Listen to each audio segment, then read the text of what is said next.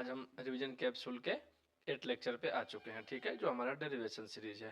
ठीक है बच्चों, चलिए आज हम अपना लेक्चर स्टार्ट करते हैं। ठीक है, चलिए सभी लोग पेन पेपर ले लेंगे और अपना काम स्टार्ट करेंगे। ठीक है बच्चों, चलिए आज हमारा पहला है सिंपल माइक्रोस्कोप। ऑप्टिकल इंस्ट्रूमेंट में पहले आपको सिंपल माइक्रोस्कोप के अंडरस्टैंडिंग अच्छे से समझनी है। ठीक है, अगर आप इसको अच्छे से समझ जाएंगे तो फिर कंपाउंड माइक्रोस्कोप और एस्ट्रोनॉमिकल टेलीस्कोप समझने में आसानी होगी बच्चों। ठीक है, तो चलिए हम क्या करते हैं, इसमें क्या कह रहा है पर समझिएगा। A simple microscope consist of a convex lens of short focal length. ठीक है, एक कॉन्वेक्स लेंस लेना हम लोग को। When an object is placed between the lens and its focus, a virtual erect and magnified image is formed on the same side as the object. चलिए ठीक है, क्या कह रहा है, ये डायग्राम बनाएंगे तो समझ में आ जाएगा।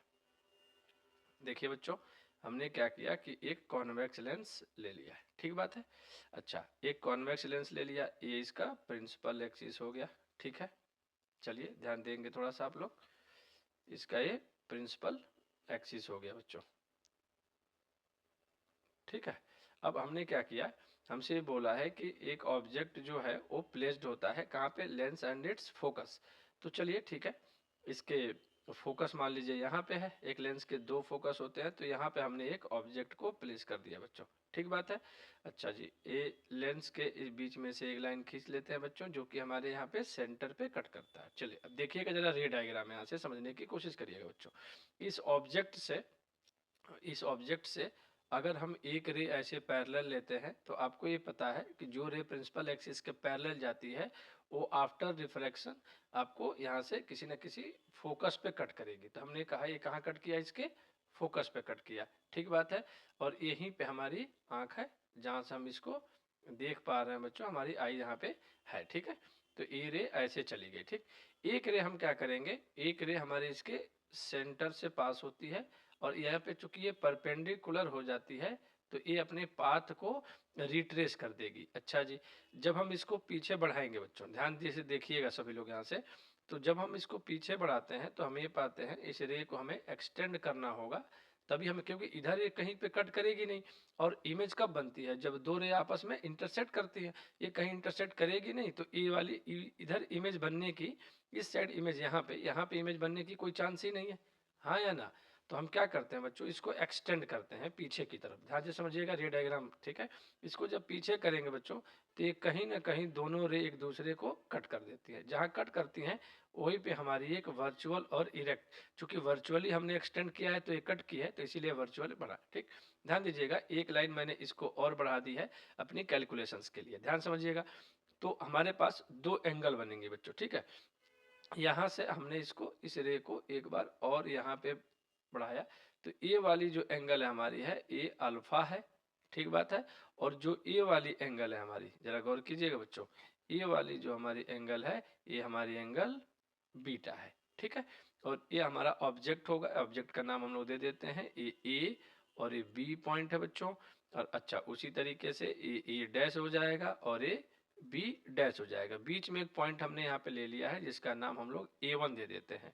ठीक बात है, लेंस हमारा L है और जो फोकल लेंथ हो गया, अच्छा जो इमेज बनती है वो least distance of distinct vision, मतलब कम से कम वो दूरी जहाँ पे हमारी आंखें देख सकती हैं बच्चों। ठीक बात है, तो हमने इसको, ये जो ऑब्जेक्ट है ये हमने रख दिया और जो ये फोकल लेंथ है इसकी दूरी F होती है, ये बात हम लोग जानते हैं। तो ये डायग्राम सबको समझ में आ रही है, हाँ या ना, क्या किया गया बच्चों। ठीक, ठीक, इन फिगर थोड़ी सी बातें कुछ लिख लेते हैं। In figure C is the optical centre. C को क्या बोलते हैं बच्चों, ऑप्टिकल सेंटर। ठीक बात है, हाँ या ना। ठीक, एफ जो है वो क्या है, focus of the lens. Focus ए भी एफ है, ए भी एफ है, तो ठीक है, दोनों फोकस होती है। F focus of the lens, क्या ये ठीक बात है, हाँ या ना। ठीक, ए बी इज ऑब्जेक्ट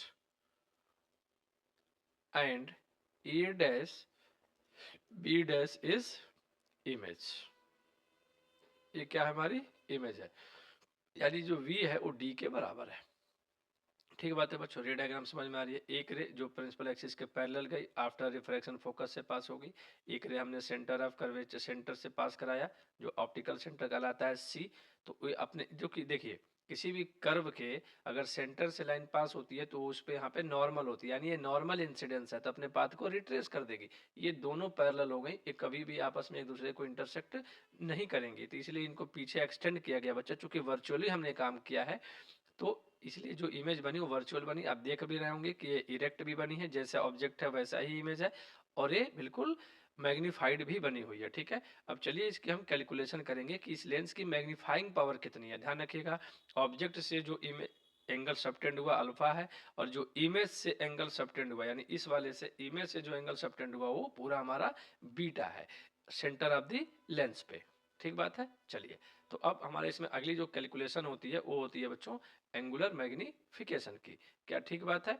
जरा ध्यान दीजिएगा, क्या कह रहा है, it is defined as the ratio of the angle subtended at the, ratio है, ध्यान रखिएगा, क्या बच्चों, रेशियो है। क्या है ये?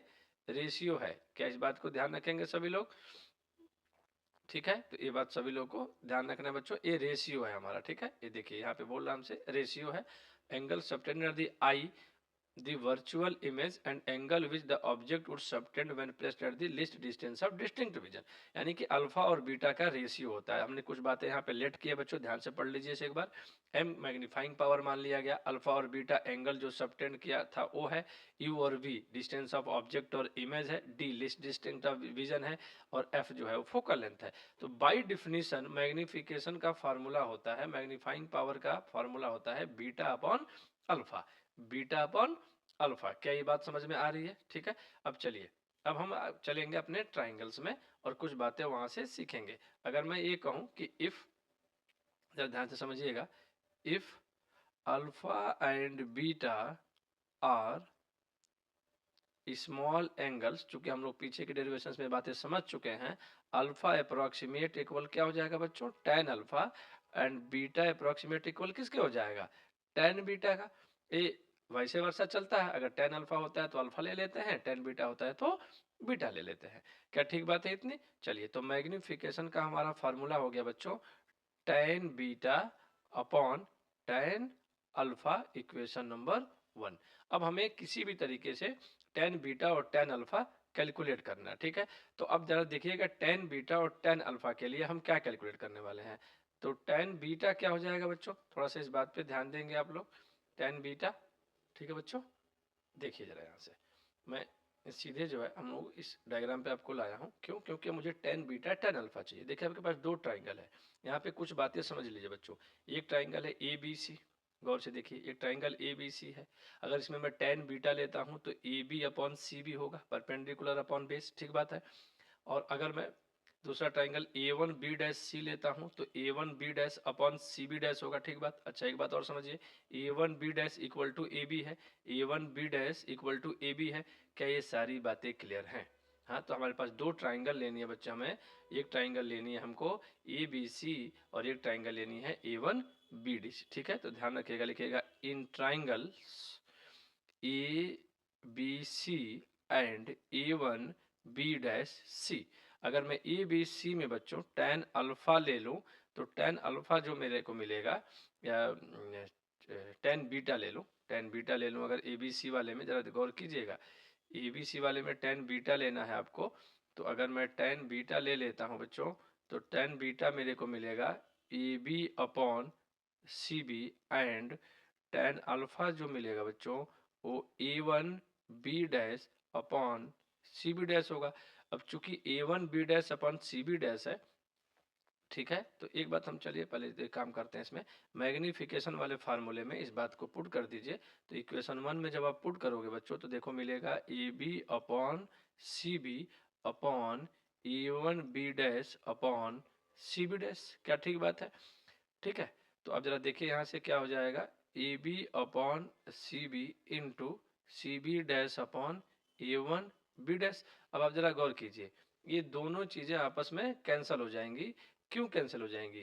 क्योंकि A one B dash equal to है ए बी के। ये बात आपको साफ साफ दिख रही है, हाँ या ना?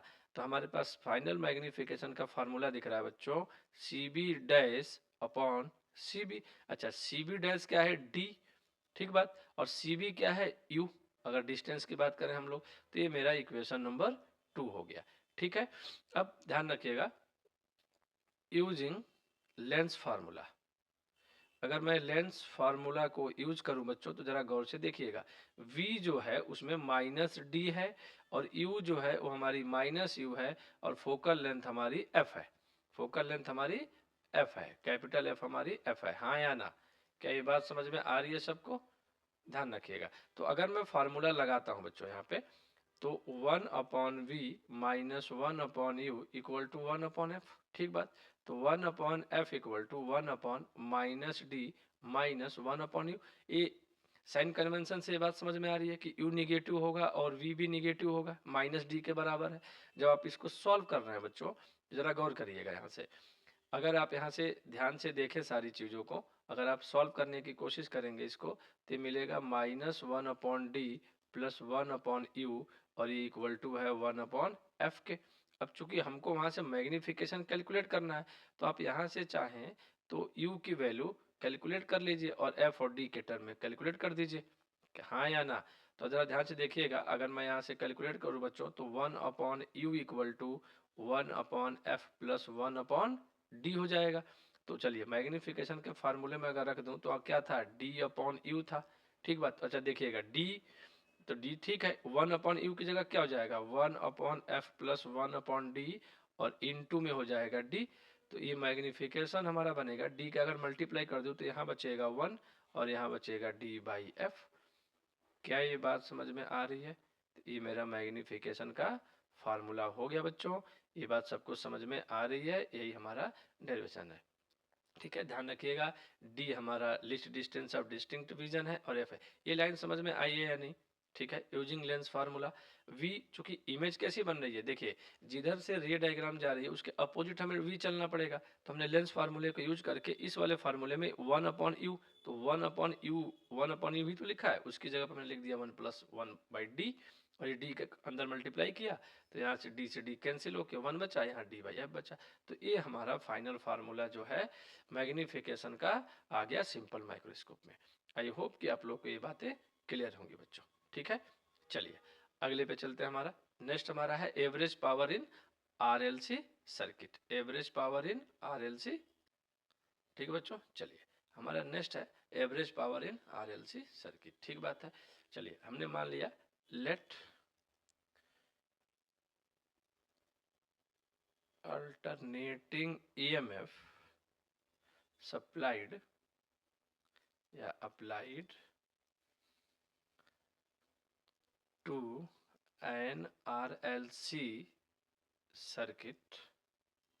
हमने मान लिया बी सर्किट में क्या अप्लाई हुआ, E equal to E naught sine omega T, equation number 1। ठीक है, if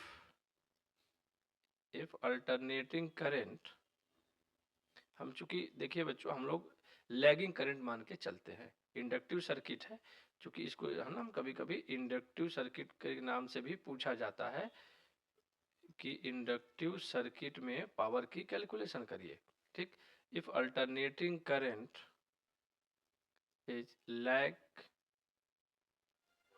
lags behind the EMF, then आप करंट मान लीजिए फाई से कर रहा है, तो आप करंट क्या मान लेंगे, I इक्वल टू, ध्यान दीजिएगा बच्चों यहाँ पे हम करंट फिर क्या मान लेंगे इसके लिए जो अगर लैग कर रहा है तो आपको ये बात बताई गई है, इसी चैप्टर है, डिस्क्रिप्शन में लिंक है, आप देख सकते हैं वहां से कि कैसे इसको डिराइव किया गया था वहां पे। तो I equal to I naught sine, ये हो जाएगा बच्चों ओमेगा टी माइनस फाइव।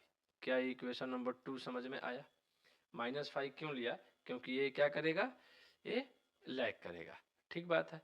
अच्छा जी, पावर एट एनी इंस्टेंट क्या होता है बच्चों, आपको सबको पता है, power at any instant T, dw/dt यानी वर्क अपॉन टाइम, क्या ये E/I हो जाएगा क्या? तो अगर हम यहाँ से बच्चों dw/dt को रहने दें, यहाँ पे वर्क डन निकालेंगे तो पावर मिल जाएगा, क्योंकि power equal to work upon time, तो हम वर्क कैलकुलेट कर रहे हैं बच्चों। E कितना है हमारा, E not sine omega T into I कितना है, I not sine omega T minus five. क्या ये बात क्लियर है? अगर मैं इसको एक साथ लिखूं तो E naught I naught sine omega T, और एक हमारा हो जाएगा sine omega T minus five.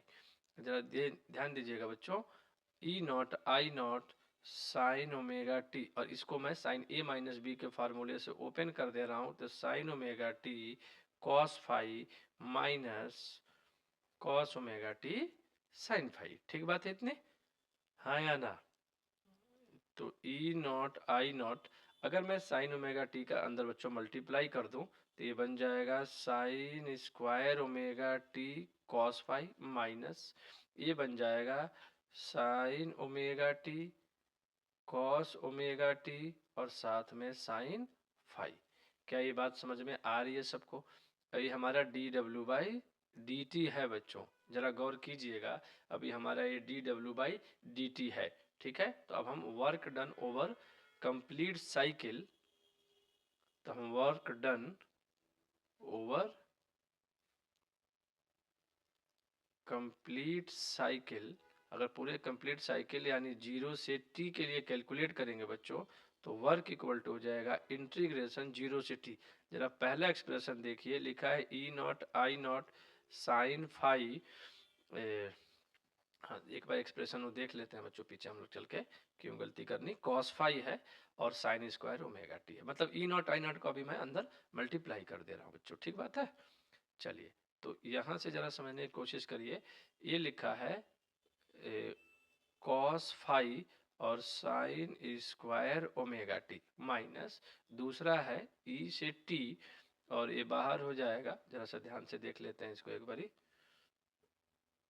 पहले हमारा उसमें से क्या हो जाएगा बच्चों, चलिए हम उसको पहले ऐसे ही कर लेते हैं। 0 से T E naught I not, जरा ध्यान दीजिएगा, साइन फाइव और ये लिखा हुआ है साइन, ये वाला ध्यान दीजिएगा, ये वाला क्या लिखा है भैया, sine omega T, sine omega T into cos omega T, और साथ में सबके डी टी का मल्टीप्लाई है, डी टी के रिस्पेक्ट में इंटीग्रेशन है। अब यहाँ से जरा समझिएगा, E naught I naught cos five constant है, ये वाला देखिए ना, गलती लग रही है थोड़ी सी, इसको देख लेते हैं। कॉस फाइव और इंटीग्रेशन हुआ बच्चों 0 से T sine square omega T D T minus, जरा देखिएगा इसको क्या कर रहा हूं मैं, E naught I naught sine five divide by two और मल्टीप्लाइड बाई टू। जब इसमें 2 से मल्टीप्लाई कर दोगे बच्चों, यहाँ पे 2 से मल्टीप्लाई और 2 से डिवाइड कर दोगे तो साइन 2 ओमेगा टी बन जाएगा, sine 2 omega T D T बन जाएगा। आपके पास अब दो इंटीग्रेशन है 0 से टी। अब आपको जानते हैं आप यहाँ से एज, जरा ध्यान दीजिएगा, 0 से T sine square omega T D T, इसकी वैल्यू आती है बच्चों टी बाई टू, एंड 0 से T sine 2 omega T D T, इसकी वैल्यू आती है 0। आप चाहें अगर तो इसको कॉस वाले फार्मूले से ओपन करके 1 minus two cos 2 omega 2 by T और इंटीग्रेट करके लिमिट रख के दिखा भी सकते हैं बच्चों। पर अगर आपको ये पता है, अगर एग्जाम में याद आ जाता है तो ठीक बात है, अगर टाइम होगा आपके पास तो आप ये काम मत करिएगा, इसको पूरा का पूरा डिराइव कर दीजिएगा। डिस्क्रिप्शन में लिंक होगा, एसी वाले में चले जाइए, थर्ड लेक्चर में, एसी के थर्ड लेक्चर वाली जो लिंक होगी उसमें आप जाकर के देख लीजिए, पावर यहाँ पे पूरा डिराइव किया गया होगा। ठीक है, ये भी सारे आएंगे, इसी चैप्टर पूरा पढ़ेंगे तो इंटीग्रेट हो जाएगा। आप इसे करके जरूर एक बार देख लें। क्या बोल रहा हूँ मैं, ये तो सीधे सीधे हो जाएगा cos 2 ओमेगा टी, इसका integration minus cos 2 omega T upon 2 omega, upper limit minus lower limit करेंगे, ये 0 आएगा। ठीक बात, तो इसका मतलब इसकी वैल्यू t बाई 2 आ गई। तो हमारे पास जो वर्क आया वो आया E naught I naught cos five into T by 2। ठीक बात, तो ये मेरा इक्वेशन नंबर 2 हो गया। तो एवरेज पावर क्या हो गया बच्चों, average power P equal to work upon full cycle के लिए टाइम, तो वर्क आया E naught I naught cos five by two into T upon T, तो ये टी से टी कैंसल, तो हमारा पावर का फार्मूला बना E naught I naught cos five, और जो 2 लिखा है बच्चों उसको मैंने लिख दिया √2 इंटू √2। क्या ठीक बात है? तो पावर आ जाएगा आपको ई आर एम एस, भाई I naught by √2 I R M S होता है। ठीक है, बार बार मैं बोल रहा हूँ कि डिस्क्रिप्शन में लिंक है, आप वहां से देखेंगे, आपको ये सारी बातें बिल्कुल क्लियर हो जाएंगे बच्चों ये कैसे आई है। ठीक है, तो एक बार थोड़ा सा आप लोग जाकर के वहां से देख सकते हैं और ध्यान से इस डेरिवेशन को समझ लीजिए। एक इम्पोर्टेंट डेरिवेशन है बोर्ड के हिसाब से। ठीक बात है इतना, हाँ या ना? तो डेरिवेशन सबको क्लियर होगा, मैं उम्मीद करता हूँ कि सबको डेरिवेशन क्लियर होगा बच्चों। ठीक बात है, चलिए अब हमारा नेक्स्ट है उस पर हम चलते हैं और देखते हैं कि हमारा नेक्स्ट क्या है। चलिए देखिए बच्चों, ये हमारा रहा नेक्स्ट डेरिवेशन। ठीक है, motion of a charge particle in a uniform magnetic field. अब एक बात पहले समझने की कोशिश करते हैं। ठीक है, ध्यान से समझिएगा सभी लोग। किसी भी चार्ज पार्टिकल को अगर हम मैग्नेटिक फील्ड में प्रोजेक्ट करते हैं बच्चों, तो उस पर लगने वाला जो फोर्स का फार्मूला होता है वो होता है Q V B sine theta. अब समझिए, अगर आप मैग्नेटिक फील्ड के परपेंडिकुलर फेंकेंगे तो फोर्स लगेगा, अगर आप मैग्नेटिक फील्ड के डायरेक्शन में फेंकेंगे तो थीटा जीरो हो जाएगी। अच्छा, मैग्नेटिक फील्ड इधर है और आपने इधर ही प्रोजेक्ट कर दिया तो ये थीटा जीरो हो जाएगी, थीटा जीरो हो गया तो फोर्स जीरो हो जाएगा। इस बात को याद रखिएगा, ये मैग्नेटिक फील्ड में जब किसी चार्ज पार्टिकल को प्रोजेक्ट करते हैं बच्चों तो उस पर लगने वाला फोर्स ये है। ठीक है, ठीक बात है इतनी सबको। चलिए चलिए देखिए आपने क्या किया। Suppose a particle of mass m and charge q entering a uniform magnetic field acting in the plane of paper as shown in figure. आपको दिख रहा है मैंने इसे v वेलोसिटी से प्रोजेक्ट किया तो इसमें घूमने लगा। ऐसे क्यों घूम रहा है ये हम बात की बात है। देखिए, तो इस v के हमने दो कंपोनेंट किए, एक कंपोनेंट हो गया v cos थीटा और एक कंपोनेंट हो गया बच्चों v sin थीटा और v cos थीटा। मैंने कहा कि भाई जो v cos थीटा उसको v1 मान लेते हैं थोड़ी देर के लिए और v sin थीटा को v2 मान लेते हैं। तो एक बार सोचिए, जो ये वाला कंपोनेंट है v cos थीटा यानी v1, ये तो मैग्नेटिक फील्ड के डायरेक्शन में है, तो इस कंपोनेंट की वजह से इस पार्टिकल पे कोई फोर्स नहीं लगने वाला। ठीक बात। अच्छा, जो ये v sin थीटा है ये मैग्नेटिक फील्ड के परपेंडिकुलर है, तो इससे लगने वाला फोर्स मैक्सिमम होगा। मैंने इसको V2 माना था तो देखिए मैंने लिखा force Q into V cross B होता है तो V2 क्रॉस बी। अच्छा, V2 और B के बीच का एंगल 90 डिग्री है तो मैंने इसको साइन 90 लिखा, ये आ गया इक्वेशन 1। अब ध्यान से समझिए, चार्ज पार्टिकल के जब भी किसी पार्टिकल के अगर उस पर लगने वाला जो फोर्स है वो वेलोसिटी के अगर परपेंडिकुलर लगता है बच्चों, तो उसको हमेशा एक सर्कुलर पाथ प्रोवाइड कराता है। ये अगर आपने 11th में पढ़ा हो तो एक कॉन्सेप्ट है क्या, जब भी किसी पार्टिकल पे उसकी वेलोसिटी के परपेंडिकुलर आप फोर्स लगाएंगे तो हमेशा वो एक सर्कुलर पाथ ऑब्टेन कर लेगा। तो अच्छा, एक बात और है कि अगर कोई पार्टिकल सर्कुलर मोशन करता है बच्चों, तो उसका जो सर्कुलर मोशन अगर उसने किया तो उस पर लगने वाला जो सेंट्रीपिटल फोर्स होगा वो कोई तो उसको देगा, क्योंकि ये फोर्स लगाया नहीं जा सकता, ये अपने आप उस मोशन में इन्वॉल्व होता है। तो ध्यान से समझिएगा, यहाँ पे क्या हुआ कि जो मैग्नेटिक फोर्स है वो हमेशा परपेंडिकुलर टू दी पेपर लग रहा है, तो वो वेलोसिटी के हमेशा कैसे लग रहा है, परपेंडिकुलर। तभी तो आपने 90 लिया, v और v2 परपेंडिकुलर है। ठीक बात है, तो जो फोर्स लग रहा है वो हमेशा परपेंडिकुलर लग रहा है, तो इसकी वजह से उसको क्या करेगा, वो रिक्वायर्ड सेंट्रीपिटल फोर्स प्रोवाइड कराएगा। ठीक बात, इसका मतलब कि जो ये मैग्नेटिक फोर्स है ये रिक्वायर्ड, अगर हम ये कहें कि जिस सर्कल में रोटेट करेगा उस सर्कल के रेडियस r है, तो जो मैग्नेटिक फोर्स है Fm सेंट्रीपिटल फोर्स Fc के बराबर हो जाएगा। तो QV2B अपॉन इतना, और देखिए ये V2 एक V2 से एक V2 कैंसिल हो गया बच्चों, तो V2 इक्वल टू यहाँ से बच्चा VQR अपॉन M। अच्छा, एक बात और ध्यान रखिएगा, ये जो V साइन थीटा था अगर इसको हम केवल V ही मान लें यानी परपेंडिकुलर कंपोनेंट है, तो अगर हम इसको V ही मान लें केवल, अगर हम ये कहें कि जो V2 है वो V है यानी परपेंडिकुलर कंपोनेंट, परपेंडिकुलर कंपोनेंट अगर हम इसको ये ही मान लें बच्चों, तो जरा ध्यान से देखिएगा, अगर रेडियस में निकालूं तो क्या mv अपॉन बी क्यू नहीं आ जाएगा, ध्यान रखिएगा इसको, क्या mv अपॉन बी क्यू नहीं आ जाएगा बच्चों। अगर वेलोसिटी मिल चुकी है तो मुझे अगर कुछ भी कैलकुलेट करना हो, जैसे ओमेगा कैलकुलेट करना हो तो v बाई आर होता है, तो क्या ये हमारा कैलकुलेट नहीं हो जाएगा v बाई आर से, अगर मैं v यहाँ से निकाल लूँ, अगर v2 v साइन थीटा ही ले लूँ। ठीक है, अच्छा अगर फ्रीक्वेंसी निकालनी हो तो क्या 2 पाई m ओमेगा अपन 2 पाई होता है। तो अगर आप थोड़ा सा ध्यान देंगे बच्चों इसको, तो मैं इसको फिर से एक बार लिख देता हूँ, न्यू इक्वल टू भाई ओमेगा अपॉन 2 पाई होता है, और ओमेगा की वैल्यू, भाई ओमेगा की वैल्यू बी क्यू अपॉन ये 2 पाई एम हो गया, वी क्यू बाई एम है, बी क्यू बाई एम है, ओमेगा की वैल्यू वी बाई आर के बराबर है। ठीक बात है, तो ये फ्रीक्वेंसी मिल गई। अगर टाइम पीरियड कैलकुलेट करना हो तो 1 अपॉन फ्रीक्वेंसी 2 पाई एम अपॉन बी क्यू हो गया। क्या ये बात समझ में आ रही है, हाँ या ना? ठीक बात है बच्चों, यहाँ तक क्या ये क्लियर है सबको? ध्यान रखिएगा इस वाले पार्ट पे न्यूमेरिकल आता है। जैसे मान लीजिए कि आपको एक मैग्नेटिक फील्ड ऐसे दे देगा और कहेगा कि 2-3 चार्ज पार्टिकल जो हैं इसमें एंटर कर रहे हैं, तो बताओ किसकी रेडियस ज़्यादा होगी। ध्यान रखना बच्चों, इसमें कुछ बातें मैं आपको इसको लेके न्यूमेरिकल के हिसाब से समझा रहा हूँ। देखिएगा जो m/q है, इसको अगर हम चाहें तो 1/q/m लिख सकते हैं ऐसे। इसको बोलते हैं स्पेसिफिक चार्ज। क्या बोलते हैं? Specific charge. एक बात याद रखिए फिजिक्स में, जब किसी क्वांटिटी को मास से डिवाइड कर देते हैं तो उसको हम स्पेसिफिक पढ़ते हैं। अच्छा, कभी भी ध्यान रखिएगा, अगर आप कभी भी इसको करते हैं, जैसे मान लीजिए अल्फा पार्टिकल है, इलेक्ट्रॉन है, तो ध्यान रखिएगा m/q। कभी ऐसे मत सोचिएगा कि मास ज्यादा हुआ तो रेडियस ज्यादा होगा, चार्ज कम हुआ तो रेडियस ज्यादा होगा, ऐसे नहीं। m/q, mass is to q का रेशियो। अगर v और b सेम होता है, जरा ध्यान रखिएगा बच्चों, इस फार्मूले में अक्सर v/b तो सेम ही रहेगा, बचा क्या? m/q। तो m/q का रेशियो जिसके लिए ज्यादा होगा उस पार्टिकल का रेडियस ज्यादा होगा। हाँ या ना, ये याद रखिए, क्योंकि वेलोसिटी सेम देता है बच्चों, मैग्नेटिक फील्ड भी सेम देता है। तो m/q का रेशियो देखिएगा। जल्दबाजी में ये मत सोचनिएगा कि अगर m ज्यादा है तो r ज्यादा होगा, या q कम है या q ज्यादा है तो r, इस तरह से नहीं देखना। हमेशा m/q का रेशियो देखिएगा कि किस पार्टिकल के लिए रेशियो ज्यादा। जिसके लिए रेशियो ज्यादा होगा उसके लिए रेडियस ज्यादा होगी, जिसके लिए रेशियो कम होगा उसके लिए रेडियस कम होगी। क्या ठीक बात है इतनी? हाँ या ना? आज की सारी बातें आपको समझ में आ गई बच्चों? ठीक है, क्लियर है सबको सारी बातें? ठीक है, उम्मीद करता हूँ तीनों बहुत ही महत्वपूर्ण डेरिवेशंस हैं।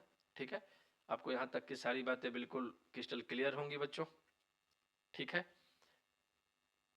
क्लियर है? आज के लिए इतना ही। राधे राधे बच्चों, बहुत बहुत धन्यवाद।